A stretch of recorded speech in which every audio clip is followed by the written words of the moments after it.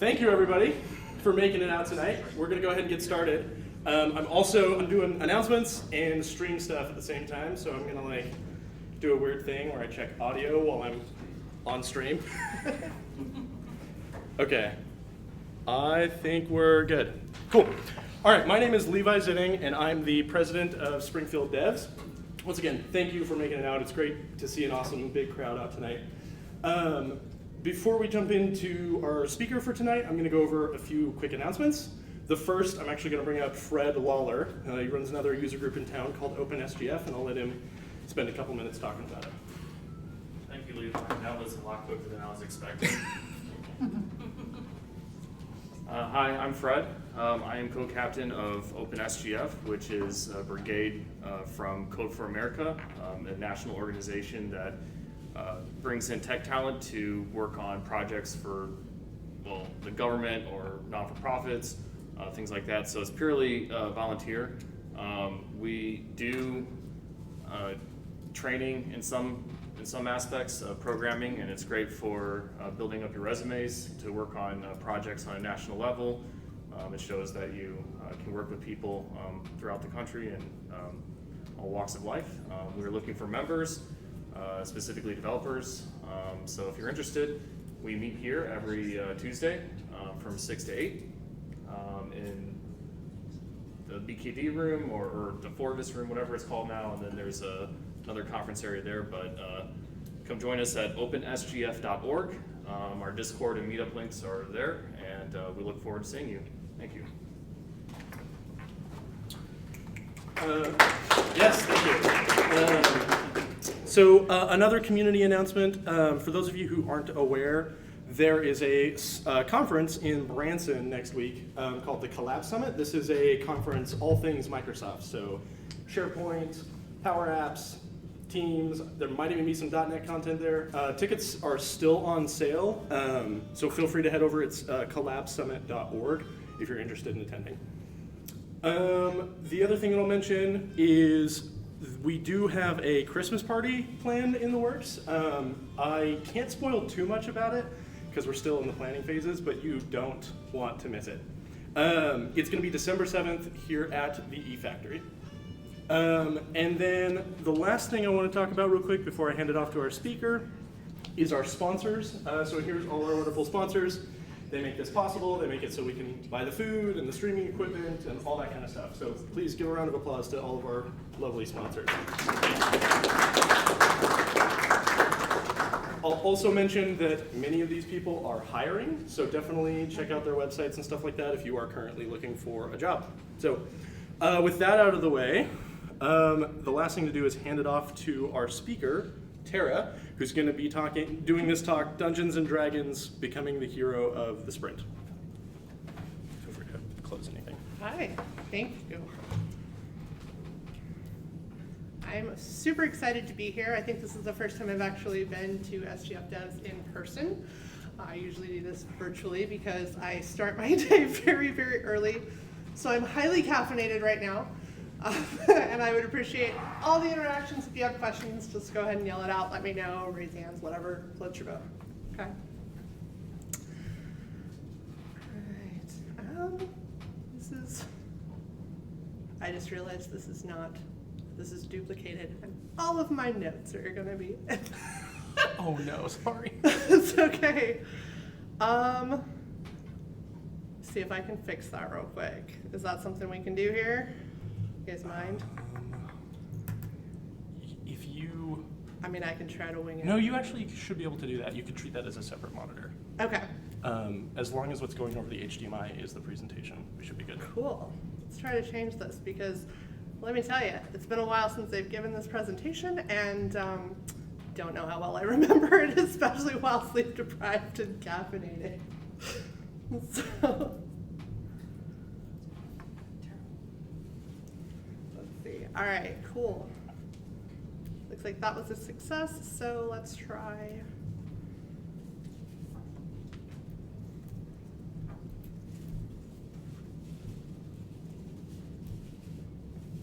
Maybe. It's so weird to try to mouse behind you. Okay.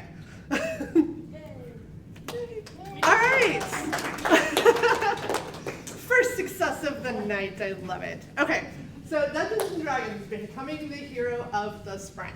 Sounds pretty big, right? At least I hope it does. At least like an adventure. But before I get started, I do want to know a little bit about you guys, right? So how many of you guys here have written unit tests? Okay, not bad. What about integration tests? The same, like 5 people. I love it. What about full automations? Ooh, even smaller. How many of you guys have done manual and exploratory testing? Yes, that's more than I anticipated. I really love that. It's typically not the job of developers to do a lot of those things, but it does make you a better developer, so I love that you guys are starting to embrace that. Now for the important question, how many people here have played Dungeons and Dragons? Awesome, I love that. Well, let me tell you a little bit about myself. I'm a recovering automation developer. I like to say that, but I don't know that you ever really truly recover from that. And as you can see, I wear tiaras fairly often. I love solving a good puzzle. I hold 2 degrees, one in mathematics, one in computer science, and I like to tell people that I fell into testing. It was not something I sought to do on purpose. I've been lucky to work in a variety of teams as a consultant, so I've worked in a bunch of different industries like insurance, locally here in industrial ventilation, some biotechnologies, website design, you name it, I've dabbled in it. In my free time, I play a lot of games, especially RPGs, a lot of video games, but I do love my tabletop games. I've been playing Dungeons and Dragons for almost 2 years, or for almost 2 decades now. And this character you see here on the screen, that is my character, Nikala. She is the world's worst rogue. She's a human devil hybrid known as a tiefling, so if you've never played before, she lives in the ninth circle of hell, and comes to this plane using magic. When I say she's the worst rogue in the world, I really mean it. She is clumsy, knocks things over, has never passed a stealth check, and very often cannot disarm traps. Those are things that you would normally say, the rogue has got this, but my dice seem to disagree. They spend a lot of time in jail.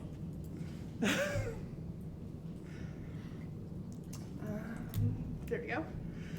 Figuring out how to be Nikala has taught me a lot of things along the way. Some of that I hope to share with you guys here today. On the quest to become the hero of the sprint, we're going to talk about a few things. How D&D has helped me optimize my team performance and the culture that I work in. How diverse software development and experiences actually help shape software quality. My favorite story, how to beat the undead bugs back as a team using RCA, root cause analysis, and how to help you better partner with your DevOps teams. So first and foremost, what the heck does Dungeons and Dragons have to do with software development, right? So to answer that question, we've got to understand a little bit about Dungeons and Dragons. Hopefully, most of you know that D&D is a tabletop game, and it can be played with just a rule book, a pencil, paper, hopefully some dice, usually too many. The premise is an open world where the goal of the gaming is telling a collaborative story. Not only have I been a fan of this game for years for the excitement of tackling like super big problems and bad guys, but you get to spend time with your friends. And for the last few years as we've been in lockdown, we found ways to do it virtually. It gives you that little bit of an escape. Dungeons and Dragons has made a huge impression over the last 50 years that it's been around. So even if you haven't played it directly, you've probably played something or seen something that's been influenced by it. The game has showed up in TV shows like Buffy the Vampire Slayer, Big Bang Theory, and of course Stranger Things, right, which we've all seen. But it's also influenced games like Pokemon and Final Fantasy and everybody's favorite World of Warcraft. But again, what does this have to do with DevOps? Well, let's take a look. Adventuring teams are a group of people gathered from different backgrounds and skill sets with the purpose of accomplishing a goal. Well, DevOps teams, they're also a group of people gathered from different backgrounds and skill sets, gathered together with the purpose of just accomplishing a goal. Each D&D character at the table is unique. They have a backstory and experiences that belong only to them. A well-written character has fears and goals that are just as unique as each of the people on your DevOps teams. And how do we use that information to help us optimize our team performance and our culture? Well, most of the time, we don't get to choose our teams. We can choose how we interact with them. In D&D, the teams are rarely, if ever, homogenous, right?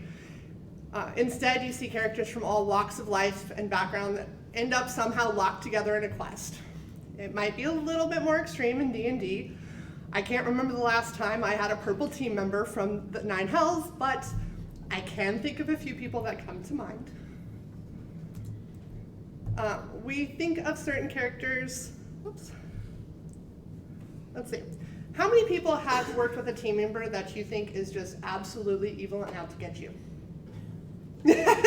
Just a couple people? I find that really hard to believe. And who knows, maybe that person really was evil and maybe they were out to get you. But maybe they were just a different character alignment. Right? Alignment's often in the eye of the beholder. So it's rare that villains really think that they are or are actually trying to be the bad guy. Right? So how do you know where you fit in? A lot of people have seen grids like this where you see everybody lined out in nice little tidy boxes, right? Are you the type that follows the rules no matter what? Or do the ends justify the means? Do you fight for truth and justice? Or do you want to sit back and watch the world burn? I see a couple of you guys smiling at that idea. I don't know. It's human nature to try to categorize everybody and put people in boxes. I like to think of things a little bit more on a sliding scale. I like to think of alignments this way, right? We think of certain characters as kind of landmarks. Like Captain America, he always followed the rules and orders just for the good of others. Sometimes to a fault though. And in the MCU, did he stay that way?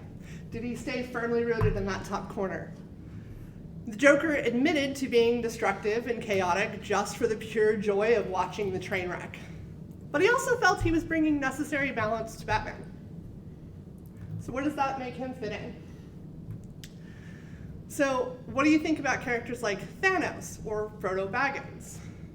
Or on a more personal note, your project manager, your direct hire, the people that work with you and under you.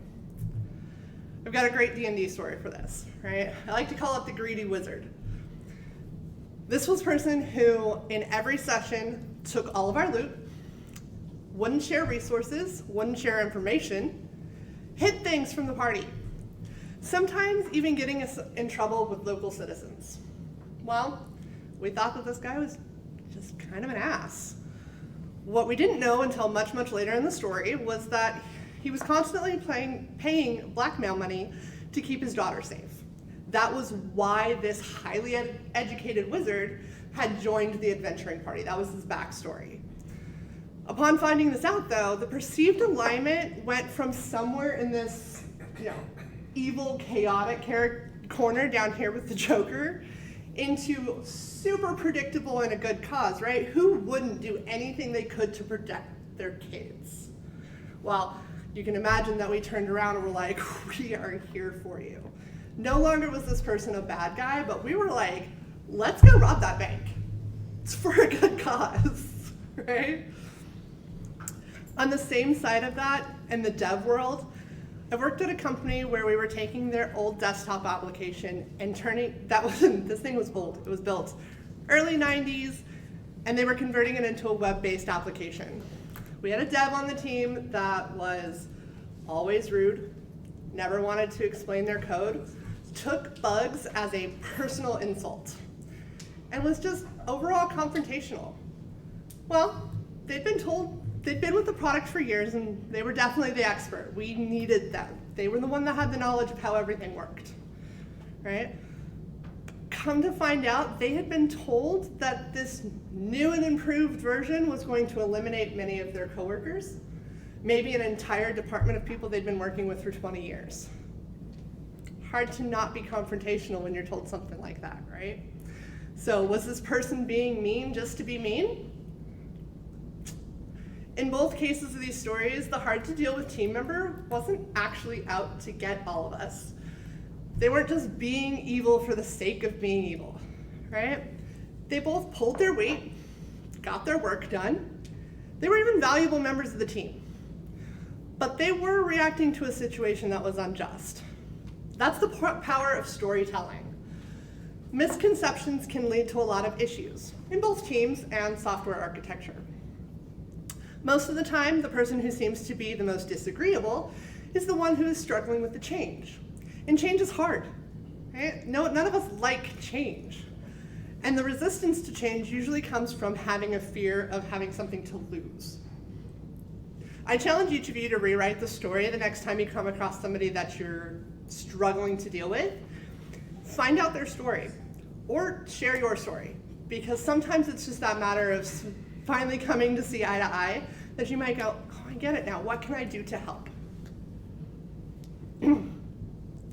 But, okay, enough about alignments. We have a lot of alignments, but we have even more personality types, right? The cast of characters assembled in D&D and DevOps teams have a variety of archetypes. DevOps teams might have a project manager, a business analyst, several developers, hopefully more than a few testers, maybe even a designer. Each person has a skill set that they're the most proficient at. One might be a database guru, but another team member might just be like insanely good at JavaScript. Right. Archetypes in D&D aren't so different. Every character has a set of traits that they rely on to hone their skills, and a set of skills to make them great at their job.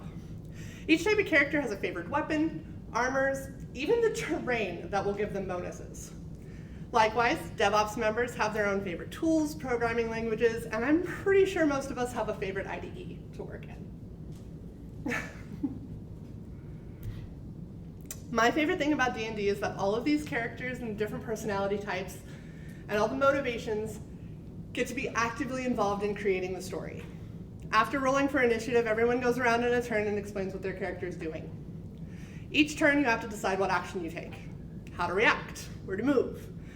Each turn builds on the story, creating an epic battle or maybe an intense interrogation. And one of the best ways to build on the story is using a trick from improv, the yes and. This tactic helps you acknowledge that what is happening and then tack on to that train of thought, right? If the bard of the story says, I'm gonna seduce the guard, I might say, yeah, and I'll be your wingman, right? If the devs tell me that they're working on a feature, I might say, yeah, okay, I'll have your test cases ready. There are a couple of actions I take in D&D and DevOps both fairly often. One is the ready action. It works kind of like an if-then statement. If the goblin steps on the trapdoor, then I'm going to pull the lever, right? It delays my action until the next turn's reaction. The other one that I use a lot is the help action, which allows my character to give another player advantage by helping them achieve success. When the ranger shoots, I'm going to distract the target, right? Or maybe something along the lines of, well, if you're going to work on that feature, then I will write out all the use cases for you. That way you know you're covered. Then, once you've made all your decisions, you have to roll the dice, and you just get to live with the consequences, right? This is how I view daily stand-ups. You're taking your turn in battle, and sometimes that means you're attacking the problem. Sometimes that means you need to assist someone else who is attacking the problem. As QA, I often have to ready to test when I'm needed. I can still move forward though. I work on automations, or I take a bonus action and provide use cases to a teammate. And some days are better than others. The dice are actually in your favor that day. Some days though, everything that could go wrong does. Right? Those are the days where you constantly roll those ones and wonder what is going on. D&D is not about blame though, unless you are blaming your dice. That's fair game. Instead, you succeed or you fail as a team. It's all about working together and using our skills to the best of our ability to create a great story. In the DevOps world, if your team member's struggling, you can help by giving a pep talk, lending advice, working on the problem together. DevOps is about using your team and their skills to the best of their ability to create a great piece of software. We have to actively engage by planning and creating a strategy for everything to run smoothly. And it doesn't mean just meetings though. Lord knows we have enough of those, right? Try pair programming or tag teaming a problem. In fact, a study from Atlassian shows that almost half of respondents say that meetings are the #1 time waster. Who's shocked by that? It often only appears that one person is speaking or everyone's zoned out on Zoom or whatever. The study shows that 73% of respondents actually admitted to doing something else, and I know I am personally super guilty of that. But what really shocked me about this study was what people admitted to doing. Everything from checking email and grocery shopping and doing household chores, or just sitting around playing video games while on a meeting.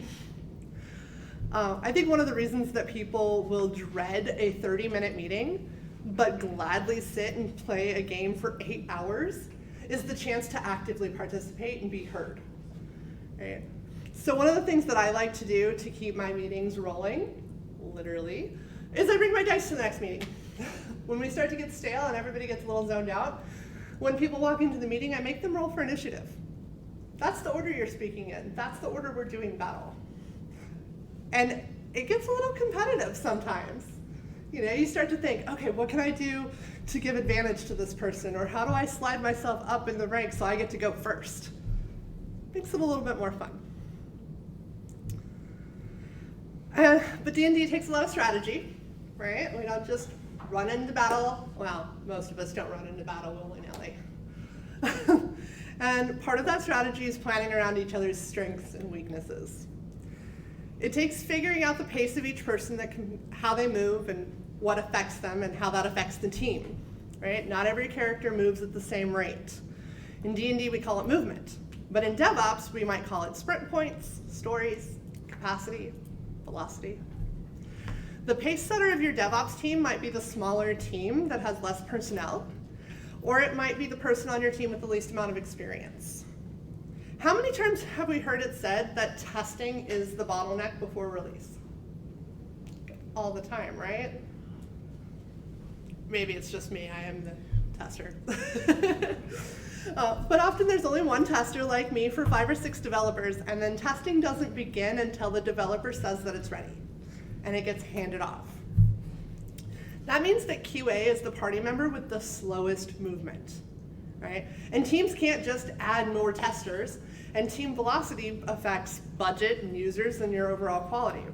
So what do we do to not sacrifice that quality and still put out a good product? Well, testing takes up a ton of time, right? Out of a 2-week sprint, almost 2 days are just setting up a test environment, data, and mocks. Another 2 to 3 days of analysis time, and 3 or 4 days of completing manual tests. So automation can help speed up testing, and keeping a tester moving forward by taking some of that testing load. But is that the only thing you can do? According to GatePoint's 2022 State of Testing Automation Report, 66% of respondents still automate fewer than half of their tests. Yet releases are happening more frequently, right? Some of us are releasing on a daily basis, some companies hourly. How do you keep up with that? Well, you don't. And it allows defects to slip through far more often. Low-code tools, like my own company's Provar and Selenium and things like that, where you can kind of drag and drop, right-click, things like that, they help, right? It allows devs to step in and go, I'll run this real quick, or it lets a BA come in and say, I can do that too. And it creates an opportunity for developers and product owners to create tests and double-check their work before they are ready to hand it off. But by planning what to automate and what needs more manual attention, testing can be focused and often implemented earlier in development. Right? When it comes down to those last little hours before release, pairing and mobbing on a problem can always increase testing speed, and it gets more eyes looking at that problem. More eyes is always a good thing. Like in every turn in D&D, each sprint is a new chance to move forward. Good communication is always going to be the foundation of a good team. But with a plan and the right strategy, you can accomplish more goals. So the key takeaway, open lines of communication can foster better cooperation and maybe even faster testing cycles. So what else do we do to ensure good communication? Well, this is the one that I'm the most passionate about. Make sure all the voices on your team are present and heard. One of the easiest ways to shift your testing left is to bring testers into the conversation earlier. We all have skills and stats that we bring to the table that are as unique as our own characters. As real-life human characters, though, those skills aren't attached to dice and numeric values. They're not quite as quantifiable as D&D, right? We don't have a score sheet. In fact, D&D characters can be broken down into exactly 6 stats, and I like this analogy the best. I'm sure a few of you have heard of the tomato theory. For anybody who reads this, I want to know how many of you think that a tomato-based fruit salad is salsa. That's the bard. I was like, that's my sister. She plays the bard. And she will sell you the salsa. Every character can get bonuses on these stats based on class, race, leveling up.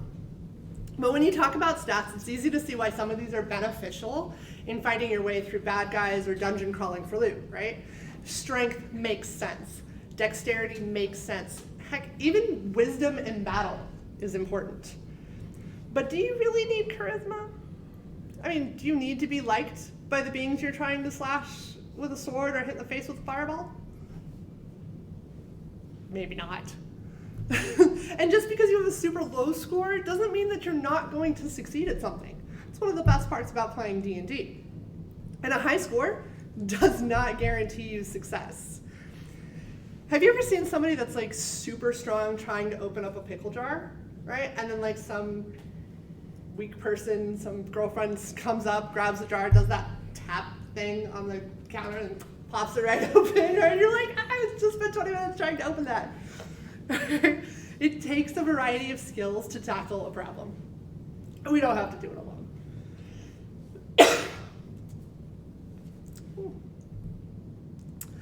So, you never go into a D&D battle with just a group of healers, right? I know, some of you might, but could they get the job done? Sure, eventually, with a lot of resources, right? And what would the outcome be? How many people would we have lost? How many potions would we have gone through? Could you have a team of full stack developers succeed? Absolutely. But what would it cost? Does it cost more money, more time? Is there more bugs, UX issues that we never thought of? Because I'm not a UX designer, right? There's a reason that D&D and software development take a team full of different specialties and experiences. Just like our D&D counterparts, each one of us has that unique backstory that brings all the things that make you you. Each skill, specialty, experience, it manifests to a unique contribution to whatever task is at hand. And it's okay to not know how to do something, right? I know that's like a very taboo thing to say, but we don't have to know everything.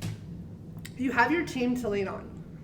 So have confidence in the things that you do know, and remember that that's what makes you singularly qualified to do you.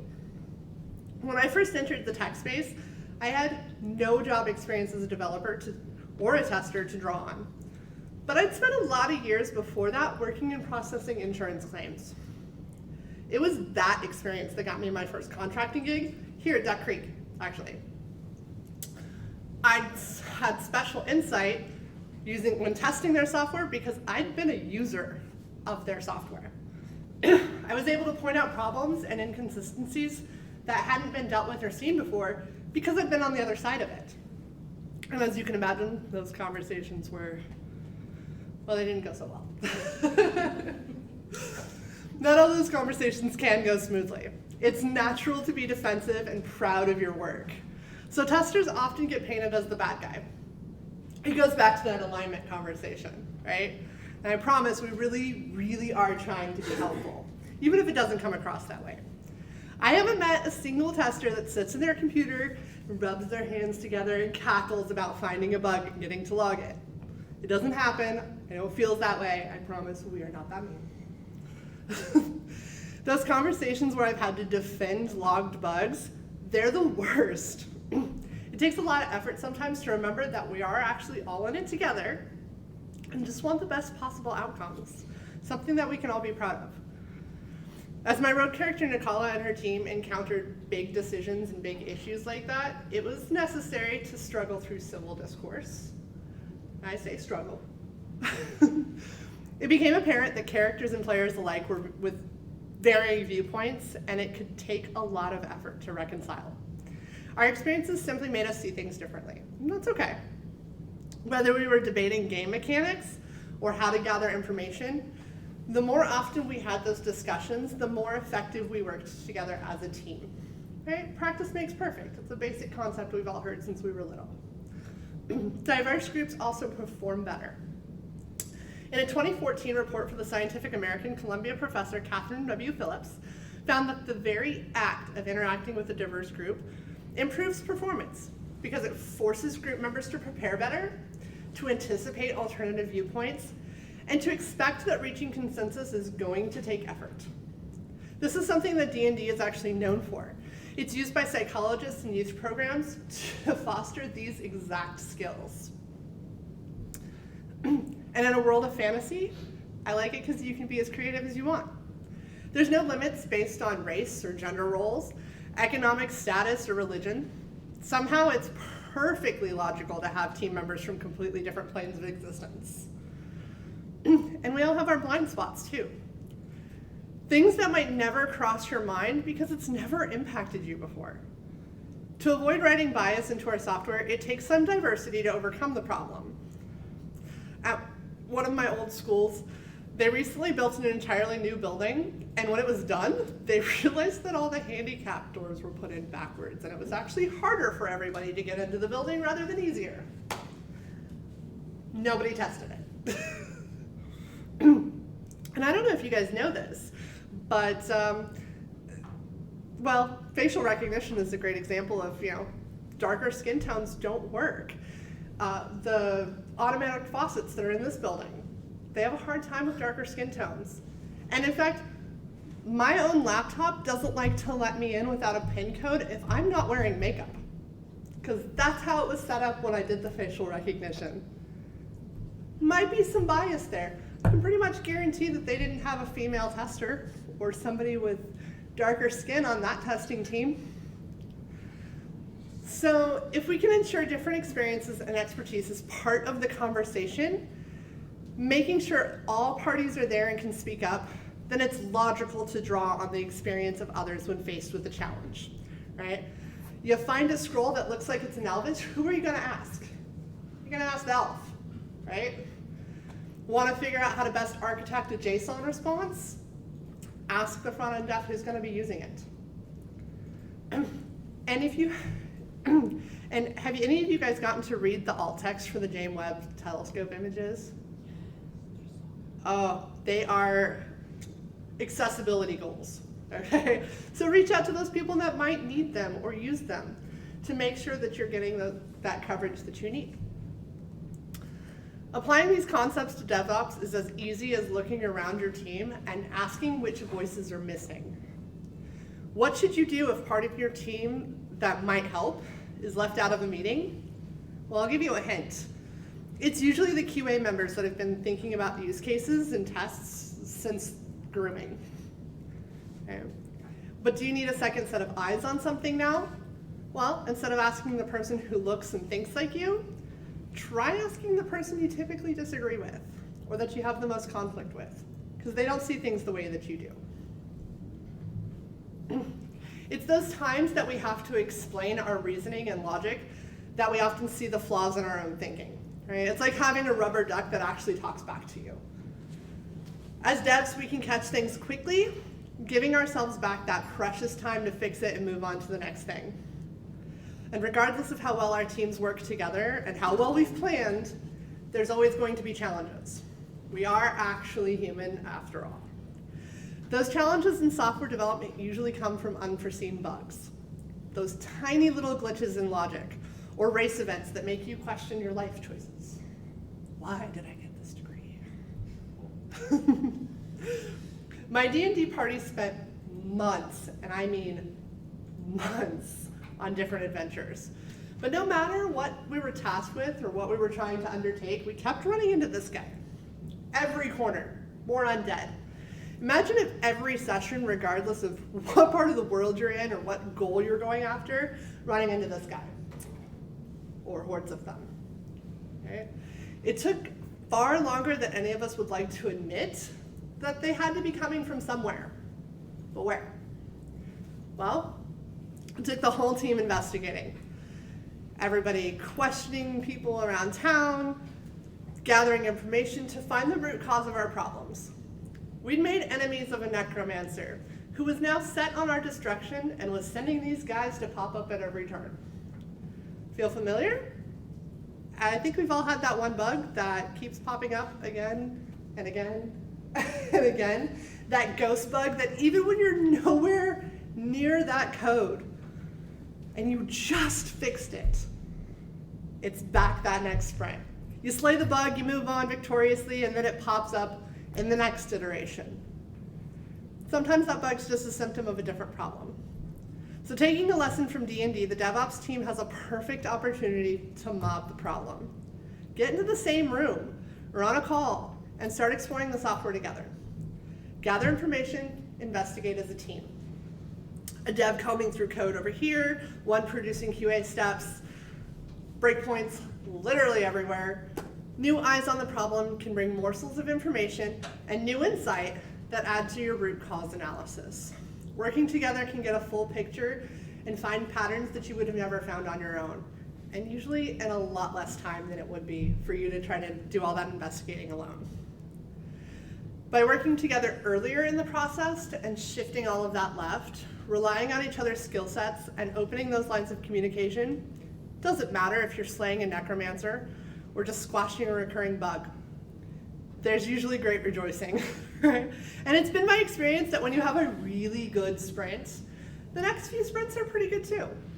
The experience might even leave you with a new skill or a new tool for your tool belt.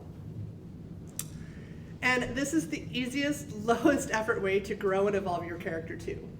And I don't mean just your D&D character who might get extra experience and points for the encounter, but as a dev, there's no extra time for like Udemy and Coursera classes, or weeding through Stack Overflow for the most applicable answers. You have resources that are already on your team. And one of the most significant ways of becoming a better partner in your team is investing in yourself. At the D&D table, every session at an encounter has the opportunity to grant you experience, right? I used my experience points and invested them in new skills. I already told you I was the world's worst rogue. I never really learned how to stealth or disarm traps worth a darn, but I did gain enough experience points and ended up multi-classing, picking up skills in magic. In the game, this translated to me picking up skills from the wizard class, but in the story, our wizard took pity on this horribly clumsy rogue and taught her a few skills, right? It took a lot of leveling up and fighting my way through some really tough scenarios before I got the skills that I wanted and could actually use. But eventually I had a skill set that actually served my character and my party really well. As a test automation engineer, I've had to learn unusual things, like how changing the motor size can impact the airflow of a ventilation fan, right? Random. More often than not, it just means learning a new tool or a tech stack or even a new programming language. A great example is when I first moved from manual testing to automation testing.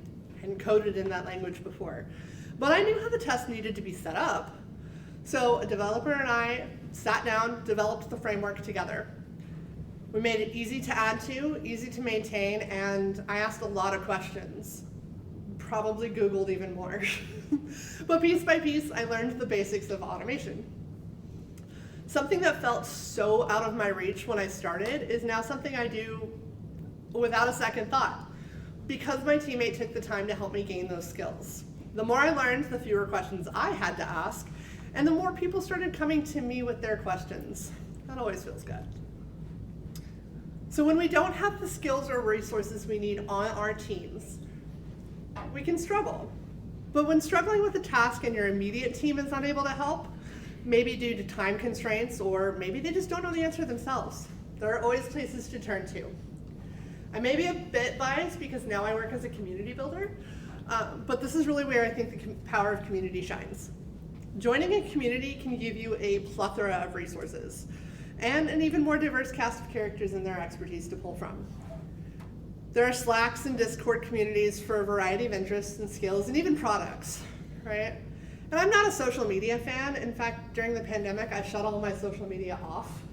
But I had to relearn the way that I use social media and make it work for me. I started following my favorite experts on Twitter and LinkedIn, and then I started joining Twitter Spaces. And guys, if you're a fan of podcasts, I highly suggest Twitter Spaces because they're like a podcast that you can actually interact with. It's great. So go ahead, attend the meetup group. Have conversations with a diverse group of people, and that's exactly why I created my meetup group, which y'all are welcome to join. It's called the League of Extraordinary DevOps. I'm a nerd. We need friends and colleagues that don't look like us, that don't think like us, to help expand our minds and show us the things that we wouldn't have been exposed to otherwise. And devs, please don't discount joining testing communities. We're not that scary and we're not that mean. Bring your QA members into dev communities too, even if they've never coded anything in their lives. Sometimes you have to gain more experience or recruit someone new before you can fight the big bad. And slaying the big bad is a wonderful feeling. I mean, we get rewards, right? Experience, gold, treasure. It's not that easy in the real world. Often the appreciation of a job well done goes unsaid as you continue on to the next release. Take the time to reward your team. You guys have your own version of golden treasures. Pizza, donuts, bring them to the next meeting. Send thank you notes. In a 2-year study from Deloitte, 3/4 of professionals said a simple thank you is all it takes for them to feel recognized. 41% of those people said they wanted more recognition from their immediate peers. I don't care what my boss says. What do the people I have to work with every day think about working with me, right? According to Gallup, just last year in 2021, 75% of those that say their team receives praise also strongly agree that they have the feeling that what they do at work is valuable and useful. And that just reinforces your sense of purpose and why you're even coming to work, right? Might even avoid a little bit of burnout. When you feel connected and that you have a purpose, the end of each sprint looks a little bit more like a victory rather than a stressful all-nighter to meet a deadline. It's so easy to get wrapped up in work and fast delivery cycles, but make sure you set aside a slice of time to invest in your own skills. Engage with social media more, and say thank you to those who have helped you grow. So I know there's been a ton of information and a lot of nerdiness, but here's a few things that I hope you can take away to help you become this hero of your next sprint. Get involved. Be active in your meetings and in your community. Listen to as many voices as you can to guide your quest for quality. RCA really, really is a great team bonding experience. And most importantly, never stop trying to be the best version of you by learning and giving gratitude. So, in that spirit, thank you for having me here. I hope you guys find me on LinkedIn, Twitter. We'll talk about D&D, nerd out, ask me questions. I host a power hour on testing, so if you want to learn more about testing methodologies, you're welcome to join me.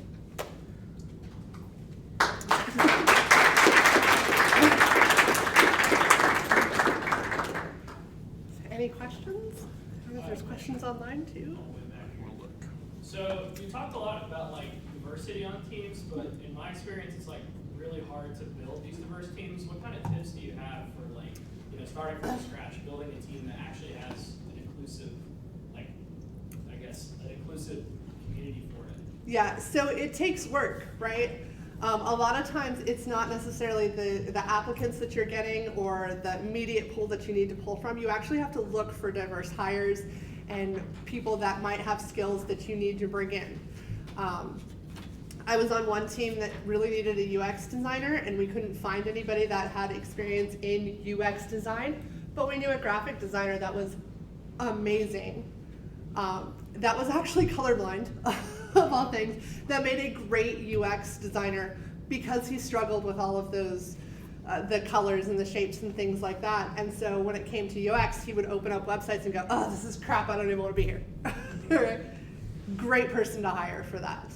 So it's that extra step of saying, what voices do I want to have represented here? So seek it out. Seek it out. Yeah. Thank you. What else? Come on. Hey, you can ask me about D&D too. Yeah, what's up? What's your favorite unit testing tool? Unit testing, I actually really like to do unit testing directly in my code. I write a lot of just unit tests directly into my code, but when it comes down to like API unit tests, Postman, that is, I think it's everybody's go-to, but if you can actually really learn the details of Postman, you can set up tests and test suites that you can just hit play on, and it's brilliant. Oh. And then of course on the front end side, there's Selenium and things like that. What else? You guys always this quiet? It's because it's late, right? Well, what's your favorite edition of D&D? Oh, that's I controversial. Yeah, I was introduced to 2.0. Okay, so I've played 2, 3, 5, and most recently 5, and I know 5 gets a lot of slack, but I actually really like it. It's great, especially for introducing new people. So if you ever want to get somebody new to play, 5 is easier. Yeah, I haven't played it for a very long time. Yeah, I had years in between, and I thought, man, how am I going to remember all this and pick it back up? 5, like that. So, That simplifies a lot for people. yeah. Okay. Thank you, guys. Thanks everybody for making it out, and once again, big round of applause to our speaker here.